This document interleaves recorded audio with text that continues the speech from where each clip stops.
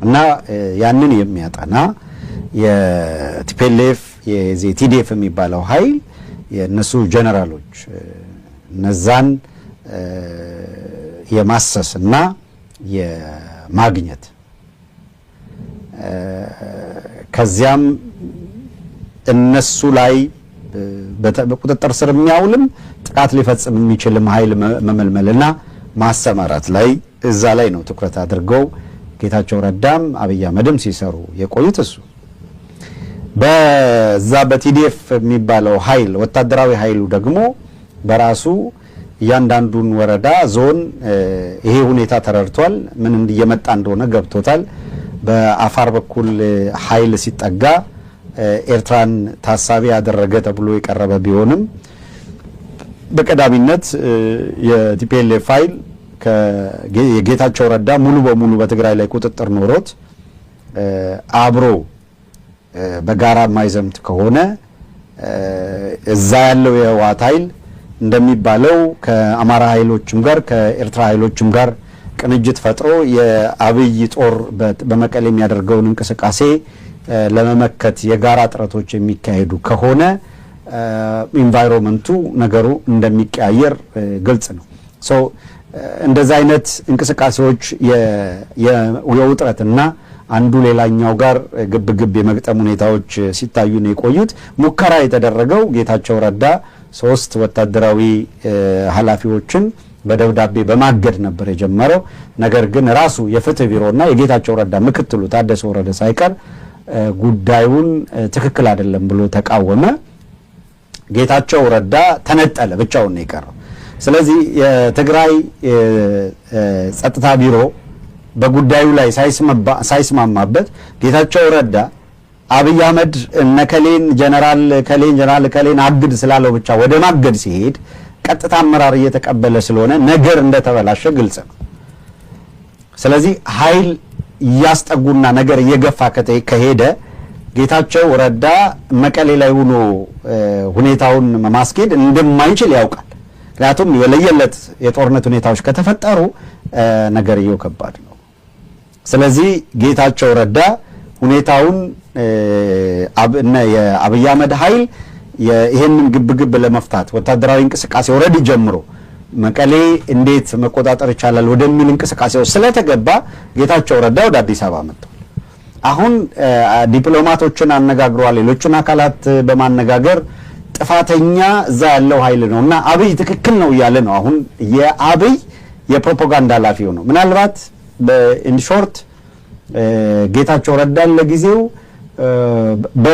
በዋና የውጭ ጉዳይ ኃላፊነት ያምነዋል ብዬ አላስብም። ነገር ግን የውጭ ጉዳይ መስሪያ ቤቱን ከማን ነው አንድ ጉንደ ቆርቆር ነገር አለ ጢሞቴዎስ ምናምን የሚባል ጌዲዮን እሱን አስቀምጦ ለምንም ነገር እንደማይሆን ገብቶታል።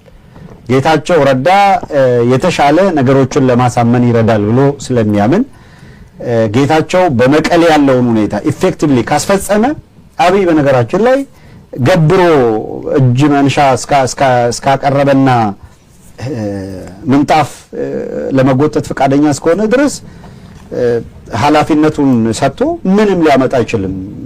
በቅርብ የሚከታተሉት ሌሎች አካላት ያስቀምጣል። ጥሩ ሸክም የሚችል ትከሻ አለው ብሎ ካመነ ያሸክመዋል ጌታቸው ረዳንም ቢሆን እና ጌታቸው at the end of the day አብይ አህመድን በጣም ትክክል እንደሆነ አስቦ ትንሽ ፖለቲካል ኮሬክትነስ ለመጠቀም አሁን የቢቢሲ ጋዜጠኛ ሲጠይቀው የሞከረ የነበረው የፖለቲካ ኮሬክትነስ ጉዳይ ነው። that's political correctness ፖለቲካሊ ኮሬክት ለመሆን ነው ጥረት ሲያደርግ የነበረው። ምንድነው ሲል የነበረው ከሰምታችሁ ከሆነ ነገሩን ለምትከታተሉ ቅድም እኛ ባሰማናችሁ ነገር ላይ እንኳን ድምጽ ላይ ማነው ቪዲዮ ላይ ከመቀሌ ወጣል ስትለው ከመቀሌ መሸሹን ሸሽቻለሁ ሁኔታዎች ጥሩ አይደሉም ከቁጥጥር ወጥተዋል ለማለት አልደፈረም። ግን 4 ቀን 5 ቀን በፊት ሰምታችሁታል የተናገረው። አሁን ጊዜያዊ አስተዳደሩ በትግራይ ያለውን ሁኔታ መምራት የሚችልበት ቁመና ላይ አይደለም፣ የፌደራል መንግስቱን ድጋፍ የግድ ያስፈልገዋል። ምን ማለት ነው? መምራት የሚችልበት ሁኔታ ላይ አይደለም ብሏል። ሊትራሊ ሸሽቶ ነው ወደ አዲስ አበባ ሄደው። ኢንቫይሮንመንቱ ለሱ ምቹ እንዳልሆነ ተረድቷል። ከዛ ደግሞ የብሔራዊ መረጃና ደህንነት የሚባለው የሬዲዋን መስሪያ ቤት ነገሩን ወይ ካረጉ በኋላ ትግራይ ላይ የሆነ ነገር ማድረግ ስለሚፈልጉ ጌታቸው ረዳን የአደገኛ ነገር ውስጥ ነው ያለኸው መውጣት ይኖርብሃል አሉት። እንቅስቃሴው ስላዩ እነዛ ወይ ልክ አሁን አዲግራት ላይ መቀሌ ከንቲባ እንዳስቀመጡ መቀሌም ተመሳሳይ ነገር ለማድረግ ነው ዝግጅት እየተደረገ ያለው። እኔ ሳላውቅ ወታደራዊ እንቅስቃሴዎች ይደረጋሉ አይደል ያለው ጌታቸው ረዳ። ይሄ እኮ 4 ቀን 5 ቀን እኮ ነው የጊዜያዊ አስተዳደሩ ሳያውቅ ወታደራዊ እንቅስቃሴዎች እየተካሄዱ ነው። ወታደር ከቦታ ቦታ እየተንቀሳቀሰ ነው። ዛት ሚንስ ምንድነው? እየቀረበ ነው። ስጋቱን እየተናገረ ነው። ስለዚህ ወታደራዊ እንቅስቃሴዎች በትግራይ አይለው መጥተው አብይም ወታደር ሲያስጠጋ የትግራይ ወታደራዊ ኃይሎችም ወታደሮቻቸውን ሲያስጠጉ በዚህ መካከል ነገሩ የሚጀመር ከሆነ ጌታቸው ረዳ እዛው ሆኖ ሳይሆን አዲስ አበባ ሆኖ አመራር እንዲሰጥ ወይም እንደነ ያው እነንተናን ተቀላቀለ ማለት ነው። ጌታቸው ረዳ አምጡልኝ ማን ነው ገዳውላና የመከላከያ ሚኒስትሩን ተቀላቀለ ማለት ነው። ሌላ ነገር አይደለም። እሱም ተቀላቀለ ሄደ። ፋክቱ ከመጋረጃ በስተጀርባ ያለው እውነታ ውይይት ተደርጎ ነበረ። ትላንትናም ከትላንት ወዲያም ውይይት ላይ ነው የነበሩት። ጌታቸው ረዳ ነው መምጣት አለበት ተብሎ መቀሌን መልቀቅ አለበት። ኢንቫይሮንመንቱ አሁን ያለው ሁኔታ አደገኛ ነው ተብሏል። በቀደም ለታ በፍጹም ከትላንት በስቲያ ባደረግነው ውይይት ነው ሰኞ ዕለት ውይይት እያደረግን በውይይቱ መካከል ነግረናቸዋል። ውይይት እያደረግን የሰፋ ያለ ቁጥር የገባ ነበረ ሰራዊት ከዚህ ቀደም ከነበረው ተጨማሪ ኃይል እያስገቡ ነበር የነበረው። እነዚህ እንቅስቃሴዎች አሉ። እነ አብይ አህመድ አስበው የነበረው በዚያ በኩል ግፊት ሲደረግ ጉዳዩን ከኤርትራ ጋር የሚደረግ የሉዓላዊነት ውጊያ የምናምን ውጊያ ምናምን ብለው ተመሳሳይ ጌታቸው ረዳ ወደዚህ ከመምጣቱ ውጪ ትግራይ ሂደው ውጊያ የሚያደርግ ከሆነ አብይ አህመድ የትኛው ውጊያ ነው የሚካሄደው? ከዚህ በፊት እንዳደረጋችሁት የኢትዮጵያ ሉዓላዊነት ለመጠበቅ ጌታቸው ረዳ ቦታ ቀይሮ አሁን ስለ ሉዓላዊነት ማውራት ጀመረ። የሚያስቀው ነገር ሞቅ ሲለን ያላት ነገር ናት። አፕሩቫል የሰጠን እኔ ካረቄ ተለይቶ አይውልም ያልነውን በራሱ አንደበት ይህንን በዚህ ጌታቸው ባይዘዌ ይመሰገናል። እንዲህ አይነት ነገር አንዳንድ ጊዜ በፋውልም ይሁን በቀጥታ ይናገራል። አንዴ የገጠመን ለምሳሌ ልንገራችሁና ወደ ቪዲዮ አልፋለሁ።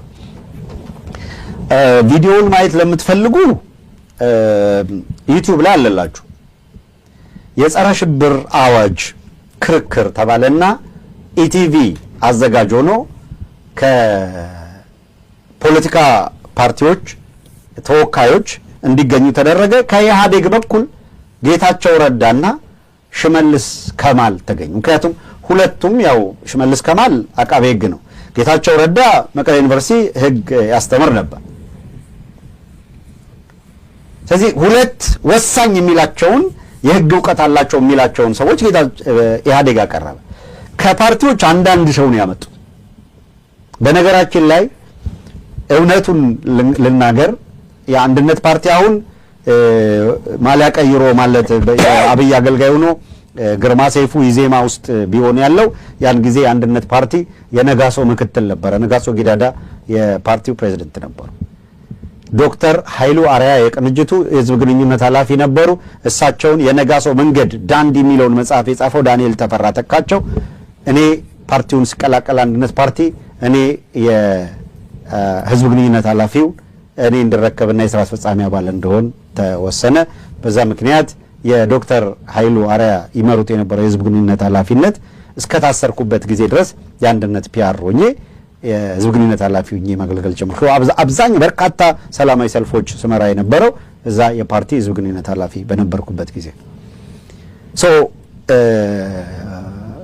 ዳንኤል ተፈራ የነጋሶ መንገድን የጻፈው ዳንኤል ተፈራ ፒአር በነበረበት ጊዜ አንዳንድ ሰው ላኩ ብለው ለኢቲቪ ስማቸውን እንድታሳውቁ ብለው የጸረ ሽብር አዋጁ ላይ ክርክር ለማድረግ ሲጠራ ፓርቲው ባለቀ ሰዓት የአንድነት ፓርቲ ውይይት አድርጎ ስራ አስፈጻሚው ከተነጋገረ በኋላ የፓርቲው ጸሐፊም የፓርቲው ሊቀመንበርም ሌላም አውጥተው አውርደው ማን ይሂድ በሚለው በወቅቱ ምክትል የህዝብ ግንኙነት ኃላፊ የነበርኩበት ጊዜ ስለሆነ ዋና ህዝብ ግንኙነት ኃላፊው አሉ። ስለዚህ ምን ይደረግ ሲባል ኖ እነሱ የሚልኩት ሬድዋንን ነው የሚል ታሳቢ ነበረ። ኢህአዴግ የሚያመጣው ሬድዋን ለዛ ፊት ሊያደርግ የሚችለው ሊመጥን የሚችለው ምክትል የህዝብ ግንኙነቱ ነው፣ ሰው ሀብታሙ መሄድ አለበት ብሎ ፓርቲው ይወስናል። ልክ ቀኑ ለክርክሩ ሊደረግ አንድ ቀን ሲቀረው ደብዳቤው ተላከ። ደብዳቤው ደረሳቸው። በማግስቱ ፕሮግራሙ ከሚካሄድበት አንድ ሰዓት ቀደም ብለው ፕሮግራሙ ባልታወቀ ምክንያት ስለተሰረዘ